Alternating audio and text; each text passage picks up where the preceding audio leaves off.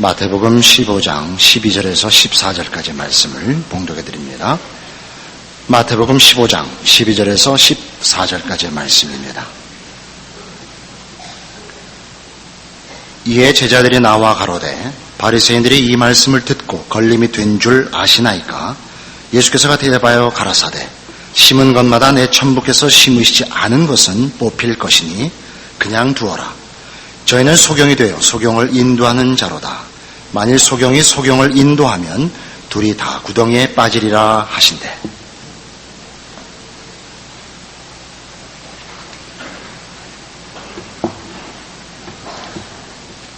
하나님께서만이 어떤 법을 정하시며 질서를 정하시며 가치를 만들어내신다 하는 것이 율법을 받는 우리의 입장에서 확인하는 율법에 대한 이해요. 율법을 주신 하나님에 대한 바른 이해라 말씀드렸습니다. 그래서 신앙의 가장 중요한 본질 중에 하나가 순종이라 그랬습니다. 순종한다는 것은 굴복하거나 맹종하는 것이 아니라 하나님만이 선과 진리와 생명과 영원을 만드시는 유일한 분이고 우리는 모든 복된 것에 대하여 하나님께 전적으로 의존할 수밖에 없어서 순종이 신앙의 중요한 본질이라 그랬습니다. 그런데 이 순종하는 것, 하나님의 명령을 지키며 하나님을 사랑하며 하나님이 원하시는 모든 일에 우리가 100% 순종한다고 해서 쉽게 우리가 원하는 어떤 기대나 소원들이 이루어지는 것은 또한 아닙니다. 그래서 성경은 이 순종의 부분이 오해되지 않기를 바라서 순종 속에 이미 포함되어 있지만 우리를 위하여 성경에는 순종과 함께 인내라는 표현을 한 번 더 써서 신자들이 신앙생활하는 일에 오해가 없도록 가르치고 있습니다. 우리의 오해를 피하기 위해서 말하자면 그래서 신앙의 본질은 하나가 순종이며 또 하나는 인내가 되는 것입니다. 인내가 동원되는 것으로 인하여 우리는 금방 뭘 알 수 있냐면 하나님의 명령을 잘 지키며 신앙생활을 잘 한다고 해서 우리의 필요한 모든 것들, 즉 환경이 개선되거나 조건이 개선되는 일들이 신앙의 보상으로 오지 않는다는 것을 알아야 됩니다. 오히려 우리가 신앙으로 가는 모든 일들의 세상은 또는 하나님의 인도하심은 뜻밖에도 더 어려운 시련으로 우리를 인도하여 뜻밖의 하나님의 사람으로 사는 신앙의 그 발걸음들이 거의 대부분 다 견디는 것, 인내하는 것, 참는 것 이쪽으로 요구된다는 것을 알게 됩니다. 왜 그렇게 하실 수밖에 없는가? 하나님의 백성에게 요구하시는 하나님의 그 뜻과 목표가 우리가 생각하는 것과 다르기 때문에 그렇습니다. 야고보서 1장에 가시면요. 야고보서 1장 2절 이하에 이렇게 나옵니다. 야고보서는 히브리서 다음에 있습니다. 야고보서 1장 2절 내 형제들아 너희가 여러 가지 시험을 만나거든 온전히 기쁘게 여기라. 이는 너희 믿음의 시련이 인내를 만들어내는 줄 너희가 알미라. 인내를 온전히 이루라. 이는 너희를 온전하고 구비하여 조금도 부족함이 없게 하려 함이라. 이렇게 되어 있습니다. 3절에 있는 이 표현을 꼭 명심하십시오. 믿음의 시련이 인내를 만들어낸다는 것입니다. 믿음의 시련이라는 게 뭘까요? 믿음 자체에 그 어려움이 오는 것이 아니라 믿는 일의 기대, 하나님의 백성된 자들이 가지는 믿음의 기대에 대한 시련이 옵니다. 우리는 모두 세상 사람들과 달리 하나님을 믿고 하나님의 뜻을 따르며 요구하신 대로 믿지고 희생하고 성실히 또 정직히 살리라 약속한 사람들입니다. 그런데 우리 현실을 보면 우리가 이렇게 자신을 희생하며 지며 양보하며 사는 일에 대하여 도무지 보상이 없습니다. 세상이 보상을 안 해주는 건 그렇다 치고 하나님으로부터도 보상이 없는 것 같습니다. 이게 믿음의 시련입니다. 그래서 우리는 어떻게 하죠? 이게 뭔가 하고 지켜보게 됩니다. 믿음이 없으면 이 시련이 안 옵니다. 믿음이 없으면 이 시련이 안 온다는 건 믿음이 연약할 때 이 시련이 오면 믿음을 내팽개칠 거기 때문에 이런 시련이 없습니다. 이거는 다 어느 만큼 신앙에 실력이 생겨야 이 시련이 옵니다. 그러니까 다시 말하면 신앙생활을 하면 할수록 이게 뭔가 싶은 법입니다. 믿음 생활을 하면 그다음부터 승리로 가고 희열로 가고 이렇게 막 되지 않습니다. 누가 그렇게 가르치면 그 사기인 줄로 아십시오. 그 사기꾼들이 하는 말은 늘 똑같아요. 그 옛날 그 만병통치약 길에서 팔던 거나 이단들이 얘기하는 거나 이거 한 방이면 다 보내준다. 이건 다 사기예요. 세상에 그런 건 없습니다. 이런 거랑 똑같죠. 이거 하나를 먹으면 국산사자 은미채를 한 방에 보내준다. 그런 약은 없습니다. 공부는 해야 되고 사람은 하루하루 크는 겁니다. 우리는 그 주변에서 보면 막 믿었을 때, 개인적으로도 경험들이 그러시겠습니다만 막 믿었을 때 제일 기도의 응답이 확실합니다. 그때는 하나님이 해달라는 대로 다 해줘요. 왜냐하면 유치원생이기 때문에 그렇습니다. 유치원이라는 데는 뭐 어렵게 굴지 않습니다. 부담을 주지 않죠. 늘 가면 재밌게 놀고 맛있는 거 먹는 데가 유치원입니다. 국민학교 들어가면 얘기가 다르죠. 그때부터는 중학교 가고 고등학교 가면 맞으면서 공부를 합니다. 그리고 여러분 국민학교 다닐 때는 100점을 맞아본 기억이 있겠습니다만 중학교 고등학교 가서 100점 맞은 적은 드물죠. 실력이 국민학교 때만 못하겠습니까? 더 컸는데 시험 문제가 다른 거죠. 배우는 내용이 힘에 붙이죠. 신앙도 그렇습니다. 그래서 여기서 말하는 믿음의 시련이라는 것은 내가 하나님을 믿는 기본적인 건 놓지 않는 실력쯤 돼야 믿음의 시련이 옵니다.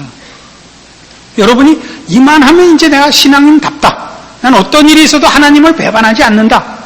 쯤 돼야 시련이 오는 겁니다. 그래서 그 실력이 있어야 비로소 인내도 나오는 거예요. 이게 뭔가? 혼란스럽고 어떤 때 의심스럽고 어떤 때는 이게 뭔가 놀랍지만 하나님을 놓지 않을 만큼의 믿음의 실력이 있기 때문에 이 시련이 오고 그것으로 인하여 비로소 여러분은 시간을 견디는 겁니다. 시련이 인내를 가지고 옵니다. 그래서 이게 기간이 걸려야 하나님이 왜 그렇게 하셨는가를 아는 답을 여러분이 얻게 됩니다. 하나님께서 우리에게 하시는 일들은 왜 이런 식일까? 왜 즉각적으로 답을 주시지 않는가? 성경은 이렇게 얘기합니다. 이사야 55장 여러분 잘 아시는 구절입니다만 한번 찾아봅시다. 이사야 55장 8절 이하의 말씀입니다. 여호와의 말씀에 내 생각은 너희 생각과 다르며 내 길은 너희 길과 달라서 하늘이 땅보다 높음같이 내 길은 너희 길보다 높으며 내 생각은 너희 생각보다 높으니라. 비와 눈이 하늘에서 내려서는 다시 그리로 가지 않고 토지를 적셔서 싹이 나게 하며 열매가 맺게 하여 파종하는 자에게 종자를 주며 먹는 자에게 양식을 줌과 같이 내 입에서 나가는 말도 헛되이 내게로 돌아오지 아니하고 나의 뜻을 이루며 나의 명하여 보낸 일에 형통하리라. 이겁니다. 비가 내려서 그죠? 비가 내려서 땅에 스며들어 또 그 흘러나가 모여서 강을 이루어 바다로 나가는 동안 이게 여러 가지 일을 한다 이겁니다. 그죠?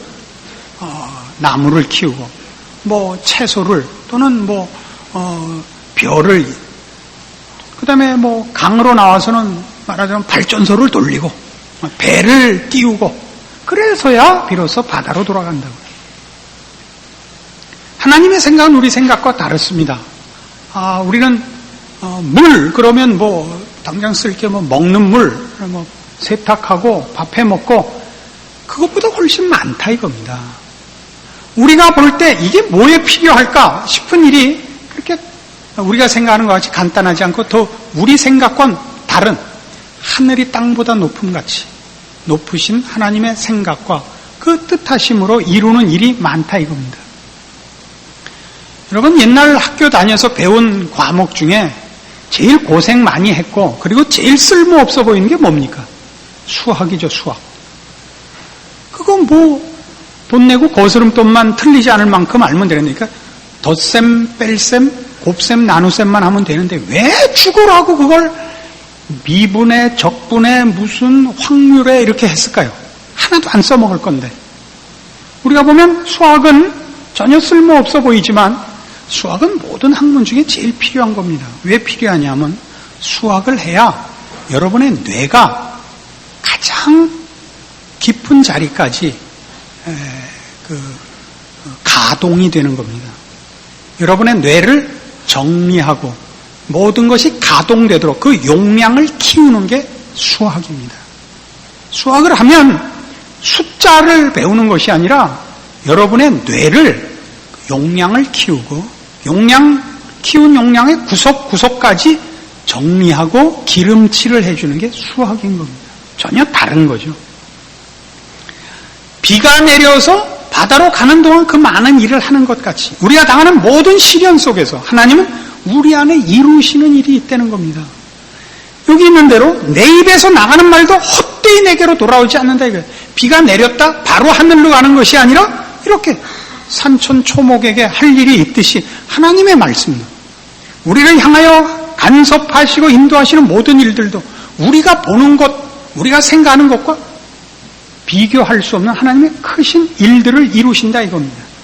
대표적인 예로 시편 105편에 요셉의 인생에 그것이 소개됩니다.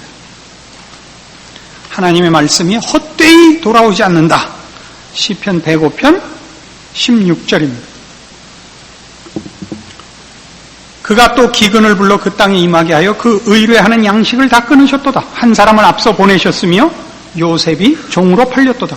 그 발이 착고에 상하며 그 몸이 쇠사슬에 매였으니 곧 여호와의 말씀이 응할 때까지라. 그 말씀이 저를 단련하였도다. 요셉이 고난받은 사실을 기록하고 있습니다. 요셉은 욕먹을 짓을 한 건 없습니다만은 부모에게 특별한 총애를 받는 것으로 인해서 형들에게 미움을 사고 그래서 애굽 땅에 노예로 팔려옵니다. 그가 노예된 그 집안에서 성실히 일했지만 무고를 당하여 감옥에까지 갇혔고 이 감옥 생활이 여기 소개된 대로 그 발이 착고에 상하며 그 몸이 쇠사슬에 매이는 자리까지 갑니다. 언젠가도 설명드린 바와 같이 몸이 쇠사슬에 매였다는 것은 원래 본문을 직역하면 쇠사슬이 그 혼을 꿰뚫었다라는 뜻이라 그랬습니다. 얼마나 처절한 자리에까지 가는지 모릅니다. 그러나 이 어려운 이 일들을 성경은 뭐라고 해석을 하느냐면 19절에 있는 대로 곧 여호와의 말씀이 응할 때까지라 이겁니다. 그 말씀이 저를 단련하였도다. 우리 이사야 55장에서 본 그대로죠. 내 입에서 나가는 말도 헛되이 내게로 돌아오는 법이 없이 내가 명하여 보낸 일에 다 형통하도록 하나님이 여기서 말하는 그 말씀은 하나님을 말합니다. 하나님께서 계획하시고 뜻하시고 간섭하시는 모든 일을 이루기 위하여 요셉은 팔려가고 감옥살이까지 하는 겁니다. 그래서 뭐가 돼요? 뭐가 채워져요? 그는 애굽의 총리가 되는 겁니다. 그 지위에 앉을 뿐만 아니라 그 지위에 걸맞는 실력을 구비하게 되는 것입니다. 이것이 성경이 하는 얘기입니다. 왜 인내가 필요하냐? 우리는 하나님이 우리에게 뭘 만들려고 하는지, 뭘 채우려고 하는지 우리는 다 모르기 때문에 우리는 알 수가 없는 겁니다. 공부하는 게 그렇죠. 공부의 어려운 점은 공부를 해야 되는 때는 그것이 왜 필요한 줄을 모른다는데 공부에 어려운 점이 있습니다. 그 필요성을 알았을 때는 공부할 때가 아니라 그걸 써먹을 때가 돼야 필요성을 합니다. 그래서 우리가 우리 자녀들을 가르치기가 그렇게 어렵죠. 공부해라. 자식들의 불만이 뭐예요? 왜 밤낮 공부하라고만 하는가? 공부를 하고 싶다가도 공부해라 그러니까 하기가 싫다 이거예요. 말을 그렇게 하죠. 제가 그때 답을 하나 가르쳐줬죠. 그럼 너 놀고 싶은데 부모가 놀아라 그러면 놀고 싶다가도 마음이 싹 없어지냐? 그건 아니란 말이에요, 왼수들이. 근데도 공부에 대해서만은 베라벨 핑계를 다 대면서 안 하려고 그래요. 왜 그러죠? 그 필요성은 모르고 공부는 끝이 없으니까, 고단하니까 무슨 핑계를 대서라도 안 하려고 드는 겁니다. 우리의 신앙상의 모든 시련이 그렇습니다. 이걸 왜 이 훈련을 받아야 되는지 우리는 모릅니다. 그러나 나중에 보면 그것이 이런 일로 인하여 필요했구나를 알게 됩니다. 그래서 하나님이 우리에게 주시는 믿음의 시련은 다 왜 생기느냐 할 때 어떤 수단과 어떤 방법적인 차원에서 필요해서 하는 것이 아니라 우리가 목표이기 때문에 이런 일이 생긴다 하는 것이 성경의 답입니다. 히브리서 12장으로 가보실까요?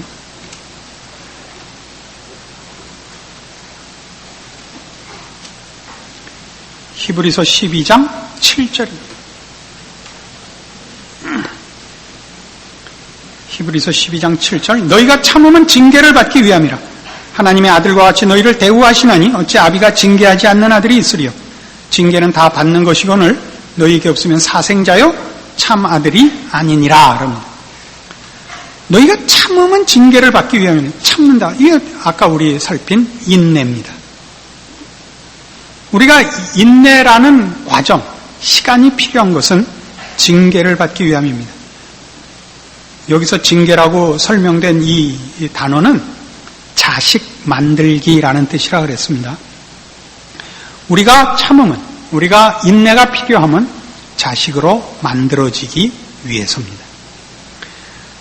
하나님의 아들과 같이 우리를 대우하시나니 어찌 아비가 훈련시키지 않는 자식이 있으리요. 이 말입니다.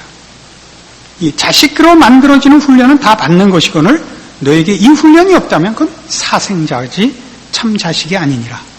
정확하죠? 의미가. 그러니까 하나님이 우리를 목표로 삼고 있기 때문에 우리의 인생에 시련을 주시는 겁니다. 그리고 우리는 그 시련이 무슨 뜻인지를 모르기 때문에 불평하죠. 우리는 신앙의 그 목표가 내가 하나님의 마음에 들고 순종하고 그러면 이런 모든 시련이 없어질 거라고 자꾸 기대를 하는데 성경은 우리가 하나님 앞에 순종하고 항복하면 그 다음에 시련이 기다리고 있다는 겁니다. 그걸 견디려는 겁니다. 너희를 위하여, 너희의 영광을 위하여, 너희를 하나님이 자식으로 대접하기 때문에 훈련시키는 일들이니까 인내하라는 것입니다. 그러니까 우리는 지금 보는 이런 하나님께서 율법을 정하시며 우리에게 그걸 요구하시듯이 우리의 인생 가운데 하나님이 간섭하사 하나님이 인도하시는 모든 일에 대하여 율법에 순종하듯이 하나님의 인도하심에 항복하고 있어야 된다 이거죠. 왜요? 하나님은 율법을 정하시고 명하신 데서 본 바와 같이 하나님만이 의미를 정하시며 가치를 정하시며 질서를 정하시듯이 우리의 인생에 간섭하시는 그의 간섭과 인도하심은 우리에게 복되고 우리에게 유익하고 우리의 영광을 위하여 그렇게 하시는 하나님이라는 것이 그 근본 배경으로 있기 때문에 하나님의 인도하심을 인정하고 우리 인생살이의 모든 어려운 문제들을 인내해야 된다. 이것이 성경의 가르침입니다. 어떤 일들은 그게 너무 억울해 보이고 그건 도무지 하고 싶지 않은 그것만은 하고 싶지 않은 일들이 생길 수도 있습니다.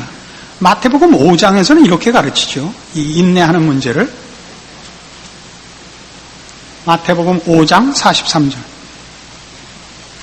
또 네 이웃을 사랑하고 네 원수를 미워하라 하였다는 것을 너희가 들었으나 나는 너희에게 이르노니 너희 원수를 사랑하며 너희를 핍박하는 자를 위하여 기도하라.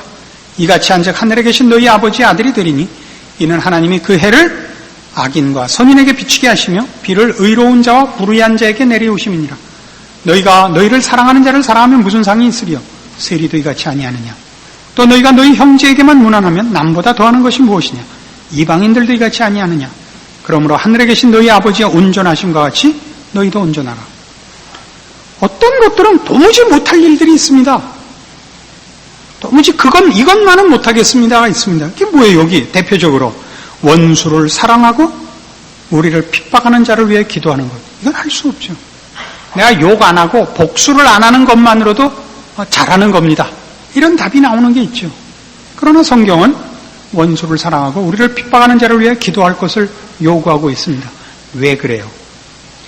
잘잘못을 떠나서 수학적인 계산과 이해관계의 기준을 넘어서서 인간의 고급한 경지를 요구하고 있는 것입니다. 무엇까지요? 하늘 아버지의 온전하심까지 요구하고 있는 것입니다. 그걸 위하여 하나님은 우리에게 그토록 이 신앙 인생에 여러 가지 시련을 주시는 겁니다. 못 참을 것 같고 이해하기 힘들고 억울해 보이는 일들을 요구합니다. 뭐 때문에 그런다고요?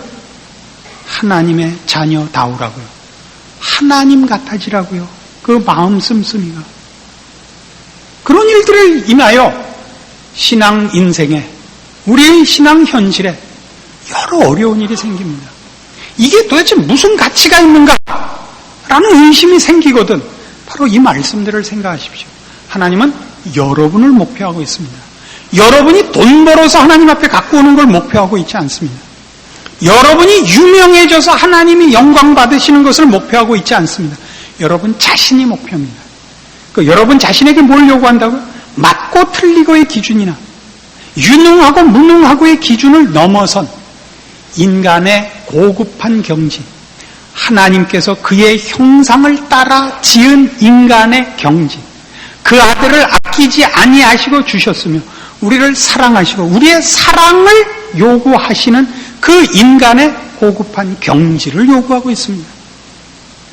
이것이 신앙의 목표입니다. 신앙인의 인격이요 채워야 할 내용들입니다. 여러분, 인생살이가 고단하십니까? 해결할 수 없는 한숨으로 연결되는 어떤 무거운 짐들을 지셨습니까? 모든 이해관계와 수학적인 계산을 떠나서 하나님께서 우리에게 요구하신 이 경지, 그 아들을 아끼지 아니하시고 우리를 위하여 십자가의 그 아들 예수를 못 박으신 하나님의 마음을 담는 그 싸움, 이 믿음의 시련을 극복하여 승리하는 그 신자된 가치와 책임과 승리를 쟁취하시기를 권합니다. 기도하십시다. 하나님 아버지 은혜를 감사합니다. 하나님의 자녀라는 이름이 갖는 이 복된 우리의 지위, 그 책임, 그 운명 말씀을 통하여 확인했습니다. 우리가 당하는 모든 시련과 어려움을 주께서 쉽게 해결해 주시지 않는 것은 우리로 하나님의 자녀답게 하시려고 하는 것입니다. 우리의 마음을 찢고 이해관계와 이기심과 자존심을 벗어던지고 우리 하나님의 온전하심으로 부름받은 그 자리로 달려가며 노력하며 훈련하며 애써 우리 하나님을 본받은 하나님의 자녀라는 이름에 걸맞는 우리의 인격과 신앙 내용을 채우는 자들 되게 하여 주시옵소서. 예수님 이름으로 기도합니다. 아멘.